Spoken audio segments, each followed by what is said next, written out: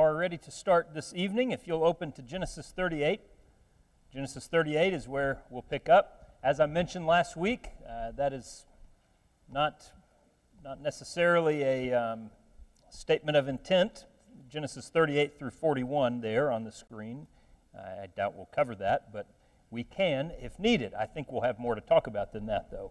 But we'll be starting here in chapter 38 in just a moment. We're glad you're with us. I've been enjoying this time to look through a well-known story, a well-known account in the Bible, the account of Jacob and his family that started long ago here in our text. We've been at this for some 13 chapters or so, I guess, but well-known story in many ways, but a lot of use to get out of it, a lot of helpful things that we find, a lot of important things that we find in here that have a lot to do with things that will come afterward and that have lessons for us that we can utilize and apply today, especially I think now as we're starting to get into some of these records of Joseph, who really becomes the focus of the story. We will remind ourselves of a few of the things we talked about in chapter 37 here in a sec, but then move on to chapter 38 when we really begin. Before we start that, let's open with a prayer, if you would bow with me. Our holy God, we're grateful for this day and this time. We pray that you would be with us as we study tonight. We pray that you would grant all of us your favor, continue to provide what we lack and what we need, continue to strengthen and uphold us in all things that are right.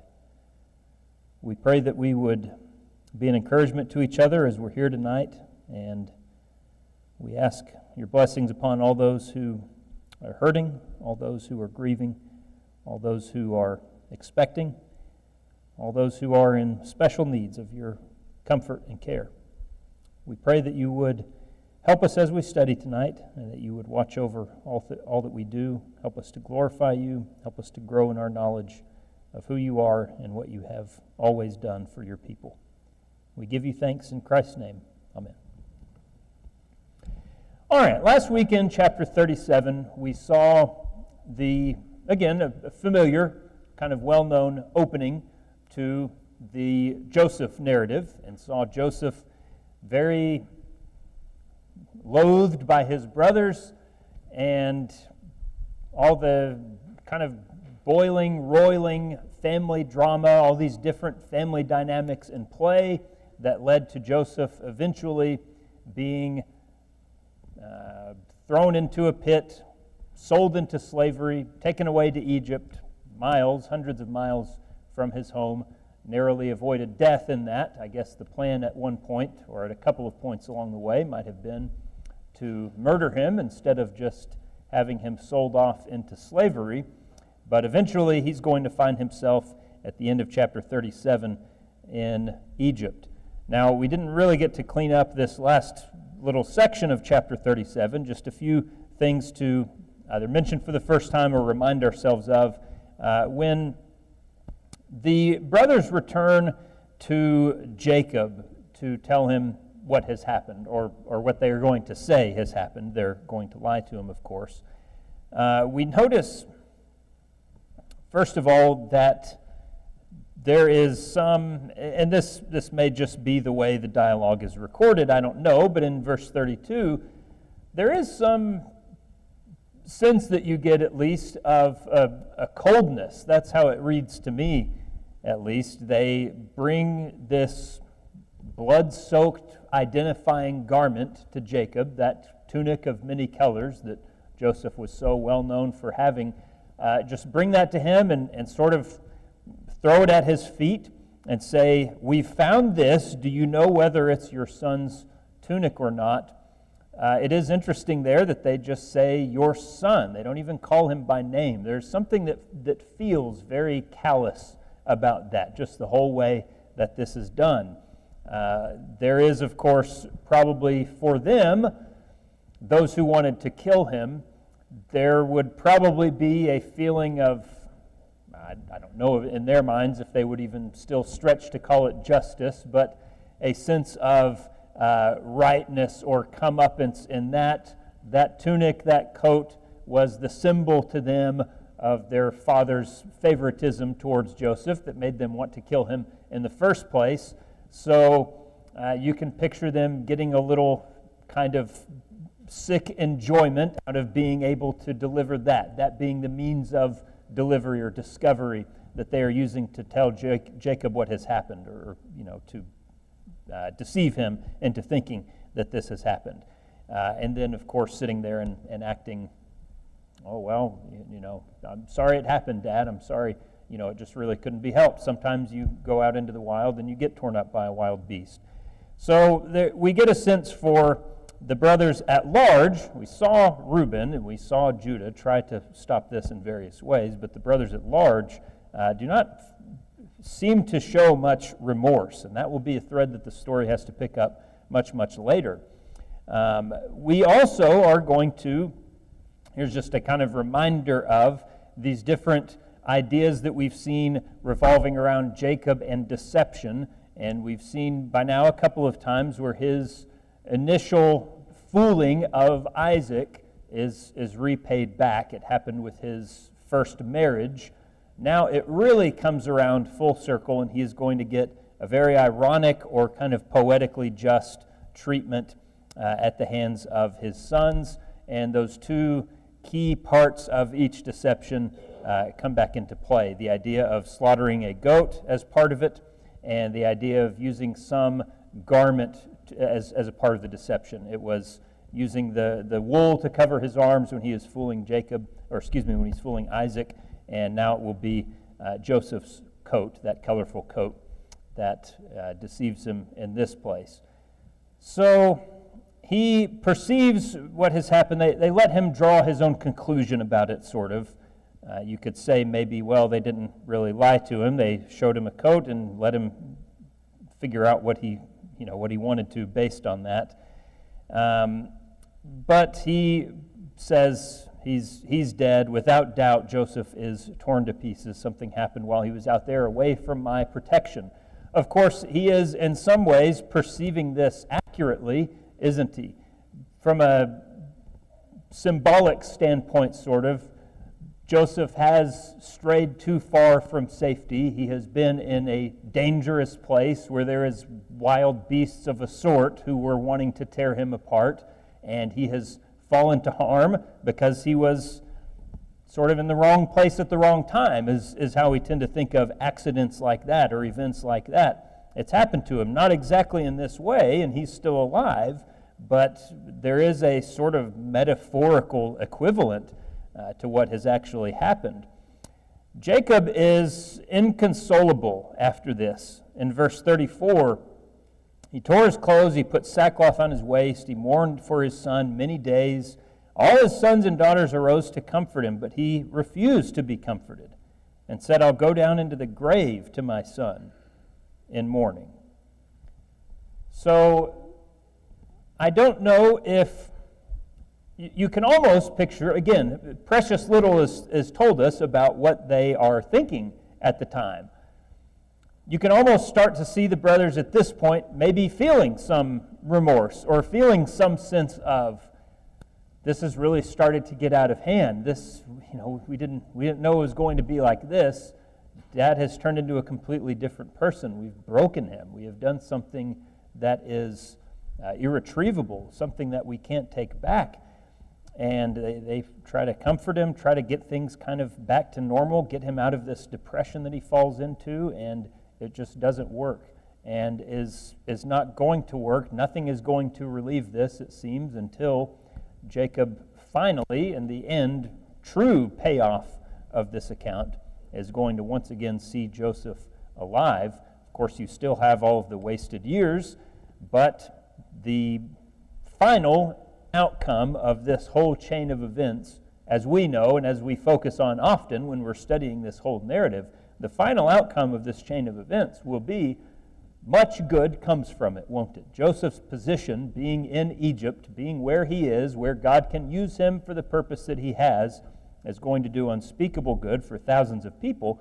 But for right now, this is simply a crime of the worst order. It is something that Jacob is absolutely inconsolable over. And alongside the idea of the brothers, again, not knowing how they feel, maybe there is remorse at this point. Maybe also there is a sense that even what they did not alleviate what the root of the problem was. Why were they so upset to begin with? What was it that they hated about Joseph so much? He gets all of Dad's attention. He's the one who is the favorite. He's always being looked after. He's getting these nice garments and so forth. He's the golden boy, and it just seems like nothing we can do matters. He's going to tattle on us. He's going to tell us about these ridiculous dreams that he's got. He's always going to be the apple of Dad's eye, and nothing else matters to him. Now, even in death, even in Joseph's absence, it's still the same thing. Jacob is still completely wrapped up in Joseph. Everything we did, throwing him in the pit, wanting to kill him, selling him off into slavery, getting him hundreds of miles from here, that didn't change anything. It's still all about him, and we're still second place. Again, it's going to be interesting when we come around to their reunion to see how everyone's viewpoints have changed, really, about this. But that'll be a story for another time. Comments, questions, anything up through the end of chapter 37? Yeah, Gary. Good bit of irony in the fact that Midianites took him. They had the same grandfather. Yeah. That was Abraham. Chapter 25 says that Abraham's wife, or whatever she was the mother of Midian. And these are Midianites that took him to Egypt. There's a little bit of irony in that. And I could just imagine if I was Joseph, I'd be saying, hey, I'm one of these brothers. Yeah, we're cousins, Don't be doing this.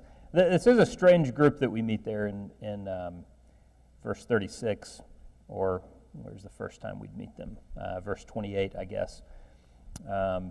They'll pop up a few more times in the Old Testament as either Midianites or Ishmaelites, and it seems there's kind of a conflation between the two, or that they were groups that intermingled with each other, or maybe it used to be just one group of people and another got absorbed into them somehow. But there does always seem to be some idea of a, at times, distant kinship with Israel, with the people of Isaac and Jacob, Abraham. So strange group to meet. You kind of wish you knew more of that story and what those interactions would have been like. Steve?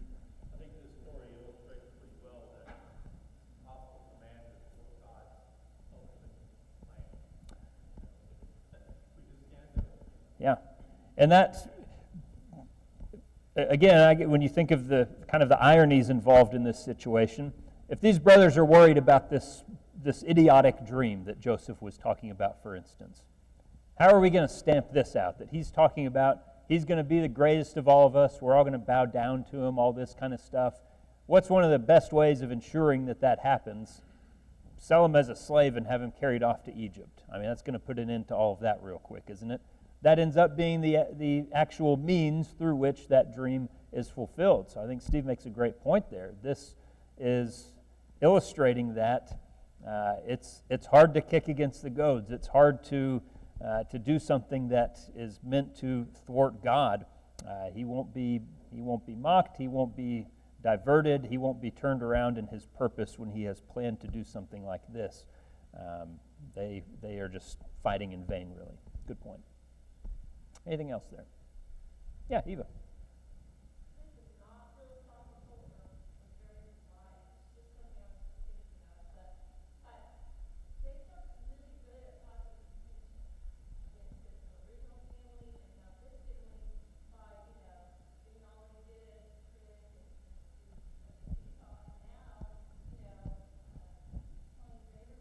Yeah.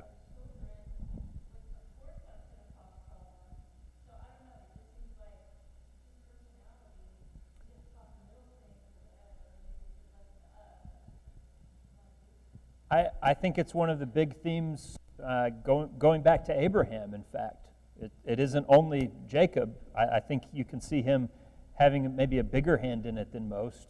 But going all the way back to Abraham, when we see these family arrangements that deviate from the norm, that deviate from the intention, and when we see people acting with favoritism, with foolishness, with recklessness in these family relationships, all kinds of trouble erupts. But you go back to Abraham and Sarah adding Hagar into things, that I think would be the first as far as I can think. But really every generation of this family is going to have something that's happening where you've got exactly what you've described playing a key role in blowing up into something worse. I do think it is a lesson for us. I don't think it is. It's the primary point of these accounts, but it is something that we can see very clearly, and it'll be the same way in David's life. It'll be the same way in some other people portrayed in Scripture, where we find those missteps lead to greater turmoil down the road. Yeah, Gary.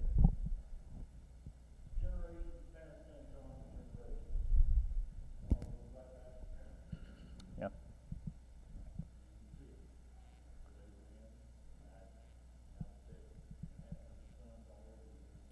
Yeah, maybe an argument for some learned behavior at some point in these continuing generations. And as we looked at a couple of weeks ago, the more Jacob kind of takes his hand off the wheel with these sons, with some of the wilder impulses of the sons too, I think you would find a deficiency in leadership at some point along the way. All right, from that point, we go into chapter 38, and we're not going to spend a ton of time on this 38th chapter, but I do want to cover some elements of it. It is, at this time, it says, that's how chapter 38 begins. It came to pass at that time, so after Joseph has been sort of spirited away to Egypt, Jacob is mourning his death with no relief, with no let up. Now Judah departs from his brothers and goes to visit a Canaanite, an Adulamite, whose name was Hirah. And from this point, the rest of chapter 38 is going to deal with Judah and his family. Judah's the fourth born. We've talked before about kind of what happens with or to or by each of the three brothers in succession before him. But a lengthy account, 30 verses worth of things in the life of Judah. Why, questions for thought, why put this chapter in at all, and why here? Any takers on that? Any thoughts?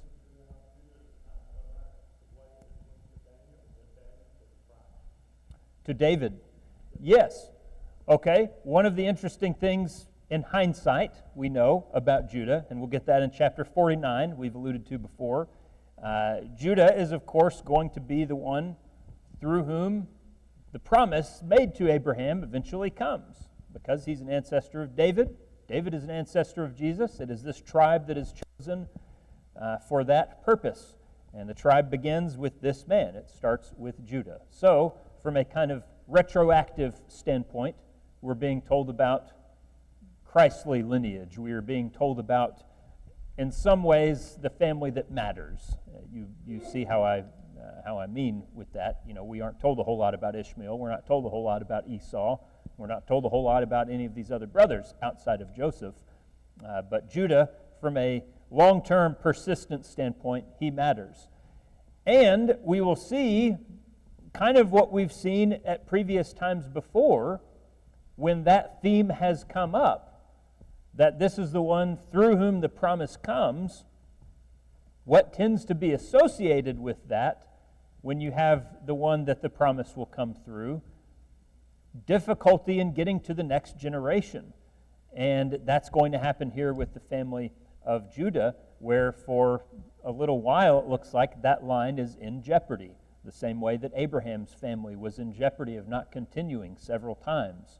And Isaac's family looked like it might be in danger of not continuing if Jacob and Esau kill each other, and so forth. So you've seen this develop before. Now it's going to happen again with Judah, and it will, through that, reinforce this idea that When God has chosen what he's going to do, how do you fight against that, and why would you worry too much about that? So the peril there ends up not really being a peril at all. It'd be a stretch, I guess, to say everything works out in the end. I mean, this is a messy, weird, horrible story in a lot of ways, but the line continues at least. Other ideas. Why this? Why here?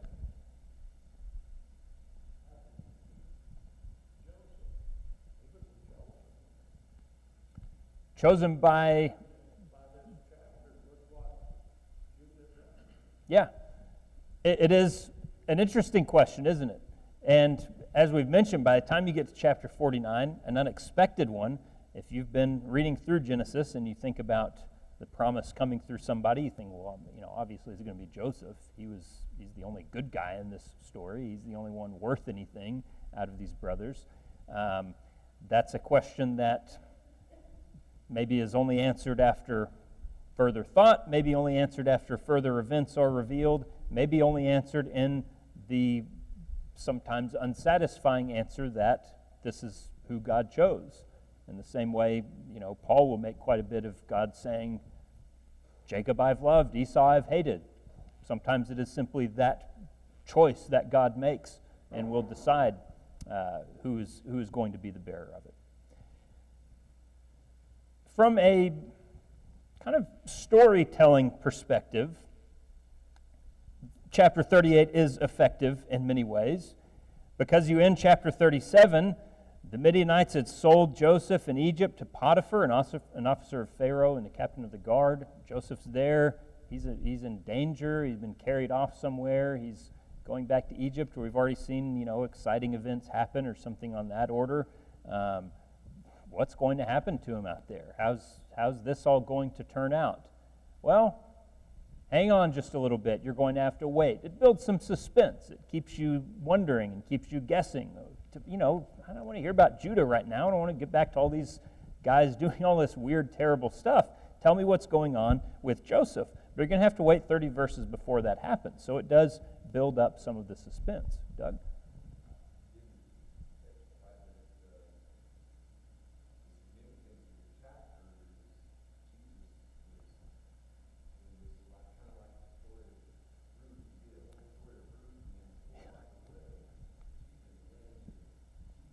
Yeah. No, I agree entirely. It is, again, from a kind of retroactive standpoint, you end up appreciating it more much later on when you think, okay, yeah, Judah, Perez, those are names I've read before. I think I've read those in Matthew. I think I've heard of these men before, and why they matter and why we care if their family continues or not. So it is going to have that impact later on. I think for its most immediate purposes, if you are just reading this front to back and you don't have these chapter divisions and everything like that, you are firmly in the middle of Joseph's story. Chapter 37 is all about him and what's going on with him. Chapter 39 is going to get back to that, and will not really let up from that for quite a while. It is going to be all about him and what happens to him. Especially chapter 39 is about one of the really unjust and unfair things that happens to him, but simultaneously, it is the place where we get the best insight into who Joseph really is, or maybe who he becomes during this time in Egypt. We mentioned last week, maybe you would have questions about his maturity or his wisdom in some of these things that he shares with his brother, how he does so, I'm not sure. But when we meet him in chapter 39, we'll get the best sense for what kind of person this really is and is going to be. And he shows himself in a shocking way, maybe by this point shocking with what we've seen from some of the other family members, to be someone, even at a young age, to be someone of tremendous integrity and self-discipline and honesty and righteousness and commitment, dedication to God, even when he's far away from his people, far away from anyone who knows him or would be looking at what he's doing, far away from anyone who would ever have heard of the God of Abraham, Isaac, and Jacob. Even in those circumstances that he finds himself in, Joseph in chapter 39 is presented with a terrible test of his character that he passes with flying colors. Well, again, the immediate backdrop to that, the immediate context preceding that, is chapter 38, which tells us about Judah facing a kind of moral test, a test of integrity in his own right, and totally failing it and coming away looking very, very poor and making the wrong decision at every turn, even though he doesn't have any of those excuses like youth or, frightening circumstances you've been dropped into, or being a stranger in a foreign land, or any of those things that Joseph could have appealed to. Judah doesn't have any of those. He should be older, he should be wiser, he should be more grounded in who he is, and yet he does not have the same integrity that Joseph has. So, in a lot of ways, chapter 38 functions simply to leverage for us who Joseph is and what he is about, and we gain a lot more appreciation for him when we see the alternative way that things can often go. It's also, by that same token, chapter 39 colors back into chapter 38 to show us, well, if you start questioning about, maybe some of these people acted badly, but they didn't have a chance to do anything different. I mean, what can you really do? Like Tamar, for instance. She did some things that you would have to consider to be wrong or sinful, but, she was in a tough spot. She didn't really have a choice. Well, read chapter 39 then. Keep reading and see if you've got a choice or not. And you understand where faith in God actually ends up leading you. Yeah, David.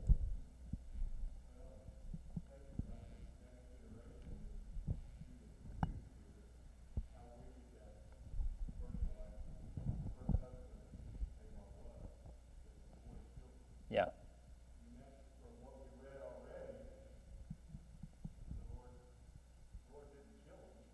Yeah.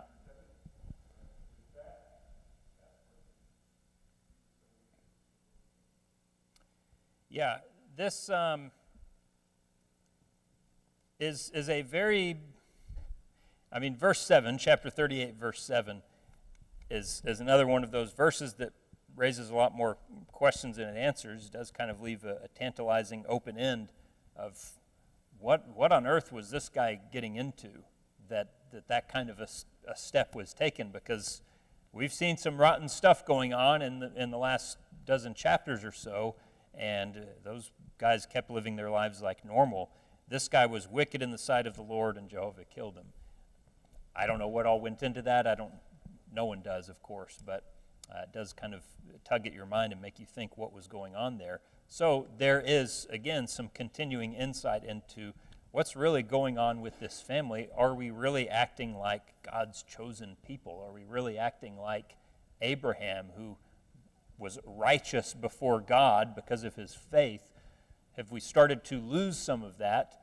And maybe you begin to fear, maybe you begin to worry for what's going to become of them. And then you get dropped back into chapter 39 and you see, well, no, it's not all gone. There is a chance. You just got to keep doing what Abraham did in the first place. Maintain your faith in God that leads you to a life of integrity and goodness and loyalty and those sorts of things. And you end up seeing people whose faith produces those same results. So I think the interaction between these two chapters, these two men's lives, the outcomes that they have, is really going to be where the value of chapter 38 lies. Anything else there? Comments, questions along those lines? All right, as mentioned, apologies for not covering it in greater detail. I'd really rather move on from it and continue into Joseph's story. The short version of the Judah account in chapter 38 is a mistreatment through some method or another, or maybe through multiple means.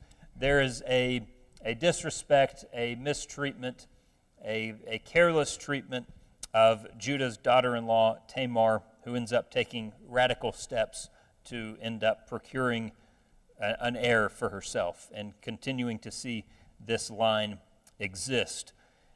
There's more deception involved. Judah is deceived in this case, and you get another sort of payoff of Laban tricking Jacob in this case. Very, very familiar beats in this tale. But by the end of things, again, what was maybe seeming like it would be in jeopardy is not. Judah has twins. Everything seems to be going okay for him. And chapter 39, we are going to look at it in more detail. You have such opposite things happening with these two guys, and you have the outcomes that you would expect to be flipped. Since this is the Bible, it's supposed to be the book that recommends that people live well and that you do what is right and that you tell the truth and you don't commit adultery and you don't do all these sorts of things. You don't go visit a cult prostitute. You don't do all the kinds of things that we're going to find people doing in chapter 38 that they get rewarded for. Judah ends his little voyage in chapter 38 with his family growing, and he has his life intact, and so far as we can tell, his reputation doesn't seem to be damaged too much. He still takes on a leadership role in the family later on. There really isn't that much that dings him in chapter 38. Story ends up pretty well for him. Chapter 39, you find the guy who is doing what's right, who is making the right calls, and he's not rewarded for that. God doesn't make him king. God doesn't give him a big, cushy existence. He gets thrown into more and more prisons and just keeps falling further and further down the hole as the reward, as the direct outcome of each choice that he makes to do what is right. So, again, this is looking at short term, what happens immediately, what happens right now, and what the Joseph narrative tells us more than anything else, I think, is that sometimes faith in God is not paid off for a while. Sometimes it is a lengthy and at times painful wait while you are going to see the fruit of that faith. It is paid off in the end. It is always going to be rewarded by God. He is a rewarder of those who diligently seek Him, but it may not be tomorrow, and it may not be a year from now, and it may not be in the way that you think it will be. Sometimes there is the wait involved, there is continued faith involved, and you have to simply hold on with that patience. I think we'll see that from the differing outcomes that Judah and Joseph enjoyed here. All right, look a little bit more closely at Joseph then in chapter 39. Again, a lot of this is familiar to us. This is some of the most well-covered ground in Genesis, especially in our kids' classes and things such as that. But the first 6 verses are going to tell us about Joseph's rise. He's been taken to Egypt, put into the care of Potiphar, and we don't know exactly what kind of officer he would be. Captain of the guard seems to be a pretty accurate explanation or translation of it there in verse 1. But whatever he's doing, he's someone important, and Joseph quickly becomes someone important to him. He was a successful man in verse 2. Why was that? Because in verse 2, Jehovah was with Joseph. So much so that, as we have seen happen with Abraham and Isaac and Jacob, this is noticeable to other people. At times it's even been noticeable to their enemies. I don't think we would call Potiphar an enemy, but he's at the very least kind of a neutral party. But even he understands this. His master saw that the Lord was with him, and that Jehovah made all he did to prosper in his hand. He understands Joseph is blessed by God. He has something going for him that other people do not. Joseph, for his part, it isn't just a kind of supernatural, blessed with the superpower of good luck or something like that. Everything he touches just sort of turns to gold, and he just magically happens to find things working out for him. No, you get an indication there in verse 4 that Joseph is acting with integrity, that he is acting with responsibility, that he is serving Potiphar well, that he has taken to this new position in life with the strength, the fortitude that you would hope someone might be able to muster in this extreme, difficult circumstance. So he becomes successful. God makes Potiphar's house successful for Joseph's sake, and everyone ends up benefiting from Joseph being there and doing what he is doing. This is, again, very similar to what we have seen God doing with Abraham and Isaac and Jacob, that not only do they prosper and succeed, but the people around them, the people they're involved with, the people who ally themselves with them, it's just like God told Abraham back in the beginning, through you all the families of the earth will be blessed. We've seen that come to fruition in smaller scale numerous times when this family interacts favorably with people in the world. God blesses the people that bless them, and he curses the people that curse them. We start seeing some of the short-term payoff of that even in this account. But in verse 7, we're going to have the problem introduced because Joseph is, in verse 6, a handsome young man in form and appearance. His master's wife wants to seduce him. She comes after him with a few strategies. We'll see this playing out throughout the rest of the chapter. It just comes to him very forthrightly in the beginning, tries to pester him day and night towards the middle of the story, and then finally just kind of has this all-or-nothing proposition laid out before him that erupts into total chaos. But pay attention to Joseph's refusal, or kind of his reasoning for not doing this. In verse 8 beginning, "Look, my master does not know what is with me in the house, and he's committed all that he has to my hand. There's no one greater in this house than I, nor has he kept back anything from me but you, because you're his wife. How then can I do this great wickedness and sin against God?" Kidner makes what I think is a very good point, that the reasons that Joseph gives for not corrupting himself, for not doing this, are the exact same things that corrupt other people in this same situation. And we even see some of that happen in other biblical accounts. But his reasoning is used as a positive in this case to say, here's why I can't, when someone else with a different disposition might use that to justify or to excuse to themselves, here's why it's not that big a deal, or here's why I can, or here's why I want to. So he doesn't really have any supervision, is one of the first things he mentions. Potiphar doesn't know what's going on in his house, pretty much. I mean, I'm left here totally up to my own devices. Whatever I do, I can just do it, and he's not ever going to hear about it unless I tell him. Joseph, a righteous man, ends up saying from this, so I shouldn't betray that level of trust and do something wicked and abuse that kind of power. Many other people throughout it, millions of people throughout history, have used that exact same reasoning to say, if he doesn't know about it, then who cares? That's why we should do it, because nothing will come from it. We won't get caught. He's not going to get hurt. He'll never know. He'll be oblivious the entire time. So this is why we should go ahead. He looks at his position, his power, the kind of rapid ascent and promotion that he has had, and says, I can't do something that would bring a stain against that would repay that with wickedness. There's no one greater in his house than I. Again, haven't many people looked at that and said, I can get away with this because I have power, and this is maybe something that belongs to me.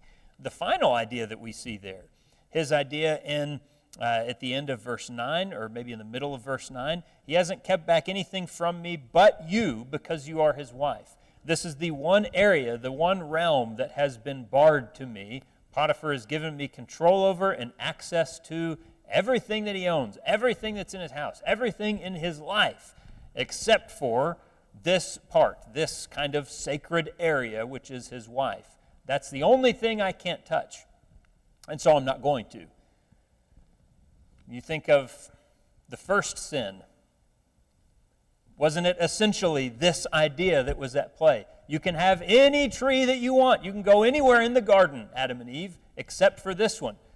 And that's kind of what ends up making part of the appeal that, well, that makes me kind of want to look at that one. That makes me want to see what's going on, because well, orange isn't that fun to eat. If your mom tells you you can eat an orange, I want to get into this other area where I've been told not to go, and I want to see what that's about. If it's been closed off to me, I want to explore it.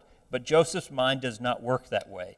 The righteous man who is seeking to do the right thing is not going to allow his thoughts to be ordered that way. A lot of useful insight, I think, we have into how his mind works, and we do get the impression that it's not just a kind of happenstance thing. It's not just you caught him on a good day. This is a determined response from him, and it just betrays a way of thinking, a way of approaching the problem, the situation, that is useful to someone who is also trying to avoid sin.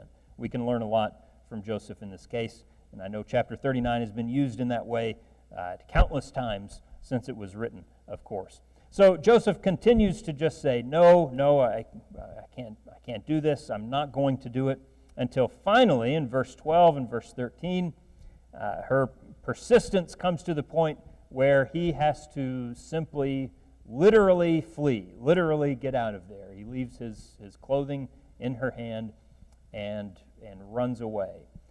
And once again, something that is, I guess, put into use in New Testament instruction. I always think of this when you see Paul telling Timothy to flee youthful lusts, and we use that sometimes when we're talking to young people. Flee youthful lusts. Even if that means literally that you run, get out of there, that's what it takes sometimes. That's what it takes to keep your purity and your integrity sometimes, physically removing yourself from the situation, regardless of what the consequences to that might be. And here Joseph implements that in a literal way. Now, of course, the fallout of all of this, the wife having been scorned and sort of humiliated by his refusals, tries to enlist the rest of the household in a complaint against Potiphar and say, you've brought in this Hebrew here to mock us. Potiphar's response to this, verse 19 will tell us his anger was aroused, but it is, I don't know, it's interesting to me the way this all plays out. I don't question that Potiphar was angry. It's exactly what it tells us there, but you do wonder if Potiphar was entirely convinced by all of this, because it's just sort of difficult to imagine Joseph surviving something like that, isn't it? He's a slave. He has no rights. He has no real leg to stand on. He's not hired the best defense attorney in Egypt in this case. You're one of the most powerful people in Egypt. Someone has tried to sexually assault your wife. If you want to kill that guy, everyone in town is going to be okay with that. Pharaoh's going to come and pat you on the back and say, yeah, that's what you got to do with a Hebrew slave when they do something like that. The fact that he stays alive maybe would signal to us Potiphar knows more about who Joseph really is, or has seen how he has acted out of respect maybe for how he had acted in Potiphar's house, and that's what ends up sparing his life. Maybe it is simple divine intervention. I don't know. But he is thrown in a prison, which is probably, just some of the wording used would tell us maybe this is kind of a prison camp, or maybe a prison fortress that Joseph is put into. Regardless, he's kept under guard, he's kept confined, and even in that state, in verse 21, we're going to have to finish here, even in that state, we get back to where those first 6 verses told us. If we were worried that something fundamental has changed because Joseph had this rapid rise and then this calamitous fall, maybe things are really going to start going badly. God has not changed, and God has not swerved in any way from what he sees in Joseph or what he's going to do.